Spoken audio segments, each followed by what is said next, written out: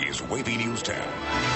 Our top story at 5:30, local aviators remembered. Good evening, I'm Stephanie Harris. And I'm Nicole Livas. Today, a memorial service was held for the lost crew members of an E-2 Hawkeye that went down during a training mission off the USS Harry S. Truman last week.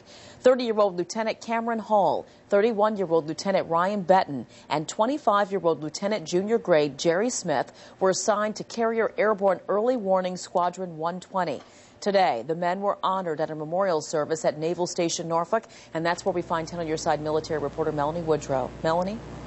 Nicole, the message was abundantly clear today. These were three amazing men that chose service over themselves, and for that, they were honored. At 1 o'clock inside David Adams Memorial Chapel, they gathered friends, surviving family, and the military brothers of three Navy aviators whose takeoff last Wednesday night from the USS Harry Truman would be their last. We say it all the time that it happens to the good ones, but it really did.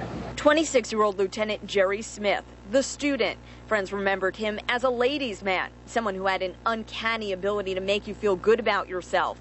His brother said he dreamed of flying from a very young age. The squadron's commanding officer recognized his talent. Jerry Smith, a very young lieutenant on his way to a real bright career. 30-year-old Lieutenant Cameron Hall, the instructor and definite jokester of the bunch. He loved fishing and hunting and had recently met the love of his life.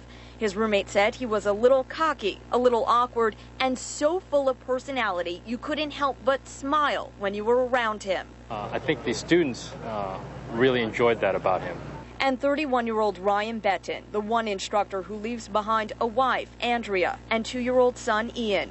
Andrea said a few weeks ago when Ryan flew home, the whole family waited together for the first time. And as he came running towards his son, he bent down on one knee, embraced him in his arms, and said, "This is the best day of my life. I will never forget it." Really, for me, that's probably the hardest part of the ceremony today. As bagpipes played in the background, with heavy hearts, they exited the chapel. There were tributes. And then silence, interrupted by a familiar sound. As the breeze picked up below, it was almost as though three fallen heroes were waving goodbye from above. Obviously, a very touching, a very emotional, and a very fitting tribute today. There is a memorial scholarship fund that was set up back in 1993 after the last deadly E-2 Hawkeye crash.